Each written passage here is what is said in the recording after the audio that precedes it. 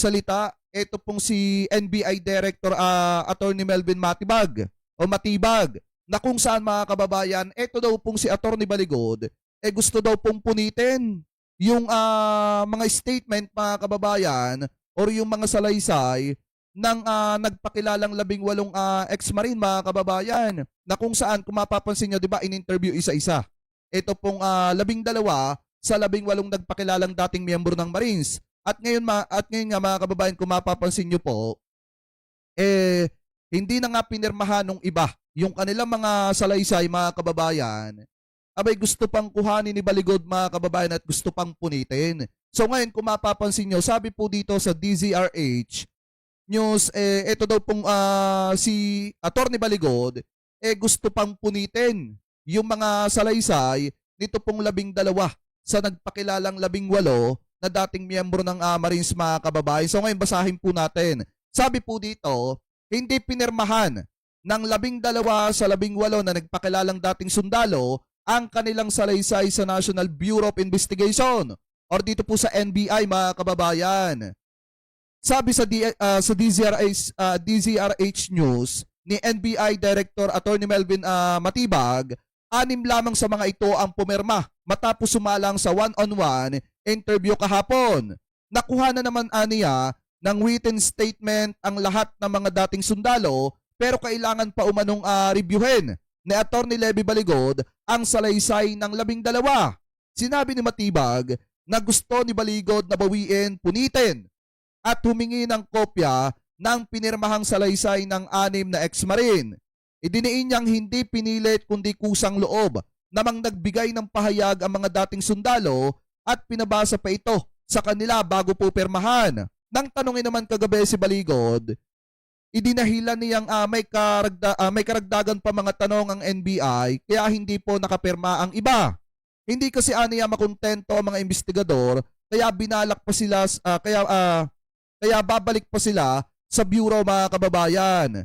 Kasadong magsumite ang NBI report ng sa ombudsman ng laman ng mga sagot sa transcript ng tanungin sa umano'y dating security aides ni Saldico mga kababayan. So ngayon kung mapapansin nyo po, bakit kaya gustong-gustong kuhanin ni Baligod mga kababayan at punitin yung salaysay nung 6 na sundalo na pumirma po sa kanilang sinumpaang salaysay dun po sa one-on-one interview? Kasi nga mga kababayan, di ba pagka wala kang tinatago, kapag ka ikaw ay alam mo na nagsasabi ka ng totoo at kahit pasabihin na magkakahiwalay kayong in-interview, basta tama at magkakatugma yung sinasabi nyo, ibig sabihin nagsasabi kayo ng katotohanan at hindi kayo nagsisinungaling at wala dapat kayong katakutan dyan. Di po ba? Pero bakit dito sa reaction po ni Baligod, kung totoo man yung sinasabi dito na gustong kuhanin yung papel na kung saan nakalagay doon yung sinumpaang salaysay nung 6 na pumirma sa 18 na nagpakilalang dating miyembro ng Marines, ibig sabihin mga kababayan yan, kaya gustong kuhanin ni Baligod yon, natatakot siya na baka mali yung sinabi o inilabas na salaysay nung 6 sa 18 ex-marine mga kababayan. Di po ba? At baka mabuking sila at mahuli sila sa mga kasinungalingan po nila. So ngayon, kung mapapansin nyo rin, after po niyan mga kababayan, na-interview po etong si Baligod at dito mukha atang matipid ang sagot mga kababayan ni Baligod at ang binabanggit niya lamang po dito, si DBM Secretary Amihan Pangandaman daw po ang personal umanong kumuha ng maleta sa basement ng Harrison Homes. So ngayon ito, i-play po natin. Yung iba, personal. Halimbawa, Saka take note mga kababayan, nung tinatanong siya dito kung may ebidensya po sila na talagang personal na tumanggap ng pera etong si DBM Secretary Pangandaman, bigla po siyang tumalikod sa mga reporter. Nag-Alasara Duterte mga kababayan na biglang tumatakas sa mga reporter pag hindi po alam ang sagot. So ito, i-play po natin. Secretary Pangandaman. Okay. Siya mismo ang tumanggap eh. Pumunta siya sa basement 3 ng Horizon Homes. Okay. Siya mismo ang tumanggap. So hindi totoo yung hindi direkta na. Okay, Ebidensya salamat. tayo niyan, sir. Ayan o. May evidence naman yan, sir. Di ba mga kababayan, nung tinatanong siya kung may evidence, biglang tumalikod? Di ba? Tingnan niyo mga kababayan, nung tinatanong siya kung may evidence, biglang tumalikod. Okay. May Okay, ebidensya salamat. tayo niyan, sir. May evidence naman yan, sir. Against Pangandaman. Sir, may video? Wala. May video? Wala. How many? How many, Yung iba, personal. Halimbawa, si Secretary Diba mga kababayan, alam mo kung nagsasabi ka ng totoo, wala kang dapat iwasan at wala kang dapat katakutan. At kung ano yung tinatanong sa'yo ng ng mga reporter kapag ka ini-interview ka ng ambush interview, dapat alam mo lahat ng sasabihin mo. Pero nakakapagtaka po dito mga kababayan kay Baligod, tila po nag-aalangan siya mga kababayan na sumagot, lalo na sa mga aligasyon po nila. Lalo na kung nung tinatanong siya dito kung may evidence ba siya, bigla siyang tumalikod tingnan nyo hindi direkta na. how many salamat. tayo niyan, sir? May evidence naman yan, sir. Diba? Against pangandaman. Sir, may video. Diba mga kababayan nang tinatanong siya kung may ebidensya, kung may video ba sila bigla po siyang tumalikod at pumasok na po mga kababayan sa elevator. So doon pa lang mapapansin nyo na talagang mailap ngayon ito pong si Baligod mga kababayan sa mga katanungan po sa kanya. Lalo na unti-unti na pong nabubuking yung kanilang kasinungalingan. So ngayon bukod pa po dyan kung titingnan nyo, sabi po dito sa nakita nating balita galing po sa Bilyonaryo News Channel, 18 ex-soldier at kanilang abogado muling kinwestiyon sa NBI kaugnay daw po ng flood control kickback. So ito, i-play po natin. Buo raw ang loob ng mga umano'y bagmen ni Zaldico na makipagtulungan sa investigasyon ng NBI. Pero pumalag ang kanilang abogado sa pagbansag umano sa kanya bilang destabilizer ng gobyerno. Totoo naman mga kababayan, eto na lang isipin nyo. Isipin nyo pong mabuti po ito Kung puro kasinungalingan yung sinasabi po nila, ano po tawag sa kanila? Diba destabilizer ng gobyerno? Kasi ang sinisira po nila dito, bukod sa presidente mga kababayan, yung mga taong nagsilbi sa gobyerno. Ang hirap naman po niyan kung wala kang sapat na ebidensya, tapos mag-aakusa ka kung kani-kanino. Kung mapapansin nyo mga kababayan, di ba napakatipid na mga sagot po ni Baligod at kung mapapansin nyo rin paiba-iba yung mga sinasabi niya po, lalo na noong mga nakaraang araw. So doon pa lang mapapansin nyo na talagang halatang nagsisinungaling. At ang isa pa dyan mga kababayan, talagang maliwanag po na destabilizer talaga sila. At yung ginagawa nila ay pag-destabilize sa ating pamahalaan, sa ating gobyerno at pag-aakusa sa mga politiko na wala naman silang sapat na ebidensya. Ano po, anyway, tuloy pa natin. Yan ang agenda report ni Andrea Salve. Muling kwestiyon ang kampo ng mga nagpakilalang 18 ex-Marines at bagmen resigned Congressman Zaldico ang gumugulong na investigasyon sa umano'y bilyon-bilyong delivery ng flood control kickbacks sa ilang matataas na opisyal ng gobyerno. Ito ay matapos na makatanggap ng ulat si Attorney Levy Baligod na layon daw ng investigasyon na personal siyang ipinta na miyembro ng isang grupong nagpaplano raw ng destabilisasyon.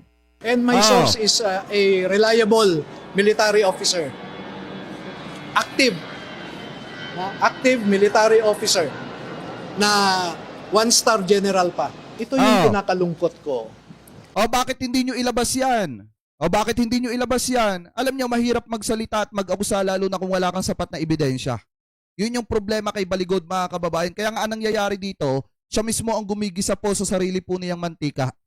Kasi biruin nyo, paiba-iba na po yung sinasabi niya ngayon at kung mapapansin nyo, matipid na rin yung mga sagot niya mga kababayan sa mga itinatanong po sa kanya. Lalo na doon sa accusation po nila kay Secretary Pangandaman mga kababayan na kung saan personal na tumanggap ng pera at nung tinanong kung may ebidensya, wala pong maisagot kaya tumalikod na lamang.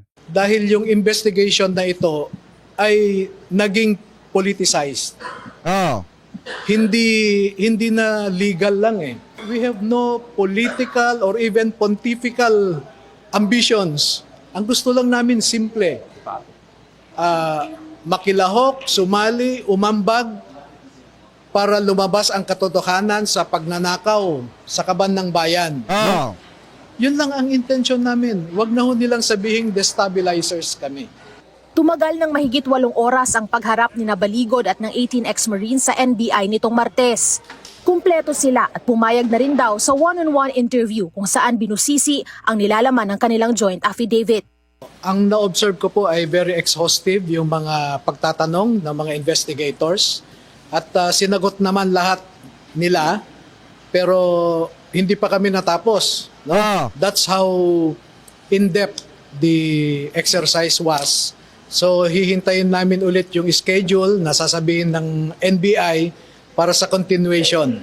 Sa isang mensahe sa Billionaire News Channel, kinumpirma ni NBI Director Melvin Matibag na 12 ex-marine ang hindi lumagda sa kanilang salaysay dahil nais pa raw itong suriin ni Baligod. Una na rin namang sinabi ni Baligod na ilan lang ang pumirma. May mga pumirma pero meron pang supplement na mga katanungan. So parang hindi pa kontento yung mga investigators. Kaya Siyempre, kapag ka talaga mga kababayan nagsisinungaling ka at iniimbestigahan ka, hindi talaga makukontento yung mga investigador hanggat hindi po nila na ipapalabas sa inyo yung katotohanan base sa mga aligasyon ninyo. Eh hindi naman po uto-uto yung mga nag-iimbestiga sa inyo. Di po ba kaya nga mga investigador yan, pag hindi yan sapat sa mga sinasabi ninyo at alam nilang nagsisinungaling kayo, talagang gigisahin pa kayo para lumabas yung katotohanan. Eh ang problema mga kababayan, ayaw atang mahuli ni Baligod yung kanya mga kasakasamang tao dito na miyembro o dating miyembro ng Marines mga kababayan na nagsisinungaling. Kaya talaga pong maingat itong si Baligod sa pagtutok dito sa mga ipinresenta nilang tau-tauhan daw nitong si Zaldico. Ano po, anyway, ituloy pa natin. balik pa kami. Dagdag ni Baligod, sa ngayon ay hindi pa nasusumite sa NBI ang orihinal na mga litratong nakalakip sa kanilang affidavit. Pero pinaninindigan nila ang kanilang mga aligasyon. Para sa agenda, Andrea Salve, Billionaire News Channel. Manatiling O, di ba mga kababayan? Yan nga po ang sinasabi ko kapag ka nagsisinungaling, talagang mabubuking at mabubuking ka. Yan ang nangyayari ngayon mga kababayan kay Baligod. Kung mapapansin nyo, puro iwas na lang, puro pag-aakusa na lang, at talagang natatakot sa sarili niyang multo na sila din ang gumawa. Ano po, biruin nyo mga kababayan na kung totoo man ang sinabi ni NBI Director Matibag na pinagtangkaan at balak pang punitin di Baligod yung mga pinirmahang salaysay nito pong 6 sa pumirma na dating miyembro ng Marines, eh talagang ibig sabihin may pinagtatakpan at takot mabuking ito pong si Baligod. So ngayon, mga kababayan, kung kayo po ang tatanungin, ano po ang masasabi ninyo? Hingil po dyan sa usapin po na yan. Comment below na lamang po kung ano po ang comment at opinion po ninyo. Hingil po dyan mga kababayan.